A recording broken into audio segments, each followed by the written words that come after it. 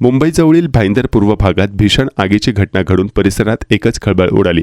Indralok police चौकीजवळील Lodha कॉम्प्लेक्सच्या मागील अनधिकृत झोपडपट्टीमध्ये लागलेल्या आगीत सिलेंडरचे स्फोट झाल्याने मोठ्या प्रमाणात नुकसान झाले।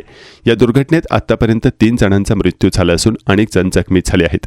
मिळालेल्या माहितीनुसार शुक्रवारी रात्री सुमारे 8 वाजण्याच्या सुमारास झोपडपट्टी भागात अचानक आग लागली। काही वेळातच आगीने भीषण रूप धारण करत अनेक झोपडपट्ट्यांना वेढा घातला।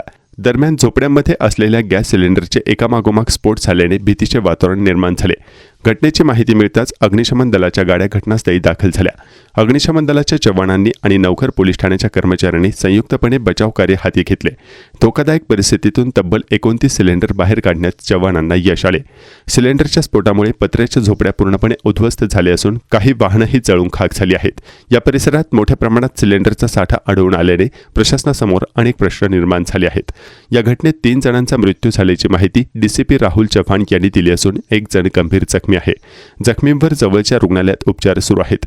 दरम्यान आगीवर नियंत्रण मिळवण्यासाठी उशिरापर्यंत प्रयत्न सुरू होते। आग लागण्याचे नेमके कारण अद्याप स्पष्ट झाले नसून पोलिसांकडून पुढील तपास सुरू आहे। मी या प्रभागाचा स्थानिक नगरसेवक आहे। 8 वाजेच्या सुमारास रात्री इथे तांडवासारखी आग लागलेली आहे। पूर्ण मीरा भाईंदर शहरामध्ये झोपडपट्टीला बंदी असताना ओपन प्लॉटवर आज आपण बघू शकता नवघर प्रभाग क्रमांक 11 मध्ये सुद्धा असं तांडव बघायला भेटलंय।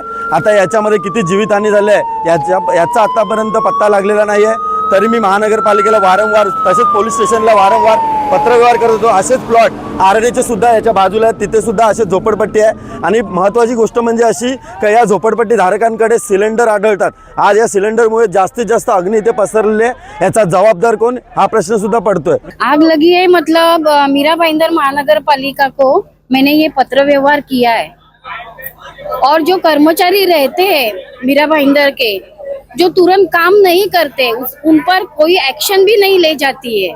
इसके जवाबदार अभी मीरा भाईंदर के कर्मचारी ही है। अगर आपको लगेगा कि हमारी सत्ता है हमारे हाथ में है तो ऐसा कुछ भी नहीं है।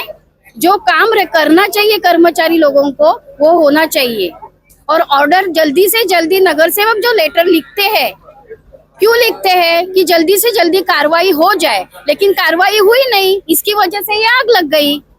ये झोपड़ी कहाँ से बन रहा है? आप लोग थोड़ा सा पत्रकार बंधु मैं आपसे रिक्वेस्ट करता हूँ, थोड़ा हम लोग का विशाल का और मेरा अगर आप लोग वीडियो देखोगे इंस्टाग्राम पे, हम लोग ने थोड़े दिन पहले ही इसका ये पूरा फुटेज बनाया था।